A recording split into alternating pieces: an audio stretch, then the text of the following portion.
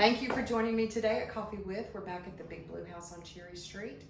And this is Cindy Thrana. Hello. Her husband Pierre are lovingly, painstakingly, and some days very tiredly restoring this beautiful home. And tell us what room this is. I'm going to step out again so I can kind of show, because there's lots in here to see. I love this floor. But this was an important room. It was. Maybe other than the ballroom, perhaps the most important room in the house. Because this room was off the kitchen. There would have been some type of furniture in here to put big serving pieces on and to keep the food hot. The floor is tile here. It's a hex pattern, and it also has a blue Greek key border, and Greek key was one of the most popular patterns at this time of the turn of the century. And it's also done in blue. I'm beginning to believe that blue was, of course, one of the owner, who was Mrs. Fischel, her favorite colors. The other thing about this room is it has an L shape coming off of it.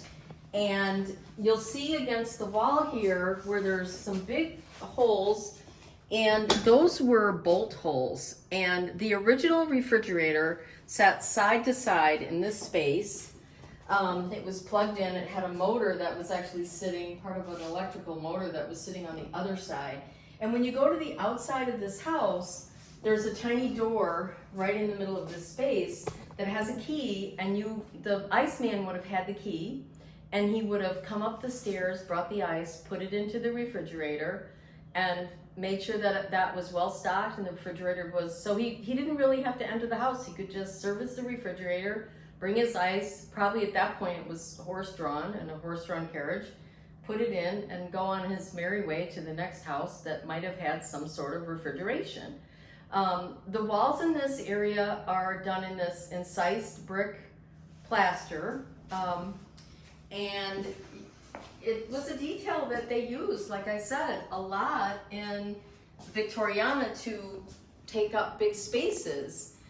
And so she used it over and over again. When you come around to this piece here that has a ton of cleaning stuff in it, that was actually inside the pantry. I salvaged it. It has a door. It was locked. So it was a wine and liquor cabinet, and that used to be inside the pantry. And that basically, this room was fairly, empty when we got it. And it's strangely enough, there's not a lot of electric plugs in here. So there must have been some sort of warmers and things underneath these, some type of chafing dishes or something underneath these things while they were serving, so they could bring it to then the breakfast room, which was behind me, or then the original dining room, which I believe was episode 3. So this room would be a core area where they would have everything set up that they could bring back and forth. Or if it was set up buffet style, the owners could come back in, serve themselves, and then walk back out. So they wouldn't necessarily go into the kitchen. Everybody today everyone wants to hang in the kitchen. But that was not the way it was in 1912. So okay, so just to kind of orient everyone, we are still on the same side of the house. Correct. As the kitchen and the living room. Everybody remembers the living room. And I'm going to show them through this doorway is the ballroom. correct. Where perhaps they served a lot of large meals, and maybe that's why this was off of here. But to kind of orient you a little bit more, this house is actually a big H. H. And if you remember from the ballroom video, there was this recessed area in the back of the ballroom, and that's what you're looking at through this window, which is beautiful. Yeah. That's Lots a courtyard. of beautiful light. A courtyard that you have plans for, but that will wait. Yep. Needs a lot of work. And there's a door right here, and that goes to a hallway. Again, we're going to show that on another episode. A lot of hallways in Victorian houses. Mostly always. went to an area where a lot of the household staff worked. Yes. And did things behind the scenes. Correct. So there was a pantry in this room. Yes, and this was the original pantry. The only improvement I've made is I bought a doorknob. It did I not love that have doorknob. one. When you grabbed it, I noticed it. I bought that on eBay. I did buy a Here, I'll doorknob. show the doorknob. Isn't that beautiful? So here's the pantry, and what's interesting when I got with the Historical Society is they were like, don't take down any original walls.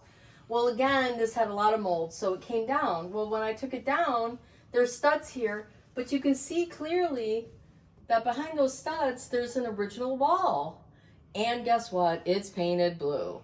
So she loved blue, and there were shelves in this room. You can see on a couple of these walls. Well, you can see the blue right here. Paint. Yeah.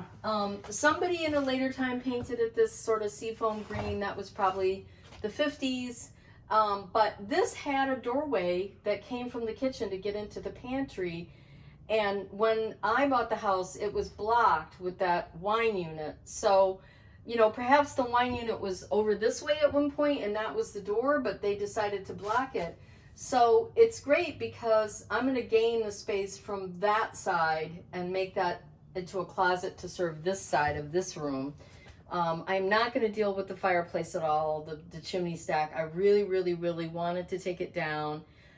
I wanted to reclaim all that brick and use it in the back courtyard. Unfortunately, it is very, very porous brick. You can see where it's all on the floor. It's very, very dusty. Some of it's crumbling. So it's one of those things like I don't know, that game where the kids pull out different things and then Jenga, yeah. Jenga. It's a Jenga tower. So I have a funny feeling if I touch it at all, that's going to be a big problem. So that's just going to stay for eternity. You know, I think it's so interesting because we're all, you know, don't know days before electricity. Any place you go in this house, there's a window. Yeah, it's filled with light. It's great. There's a window here. Yes. There's a window over in this alcove. Yes. There's a window everywhere. Yeah, because you didn't have, electricity was expensive. They still used kerosene lamps. They still used, if they had, you know, Tiffany lamps, that was unbelievable. And maybe that was hooked to, you know, one of the few electrical outlets they had in the room. I have some really funky electrical outlets that electricians from around here have never even seen before. And I've never even seen before. So they must be the onset. And they're these strange 3-prong plugs that are all slanted.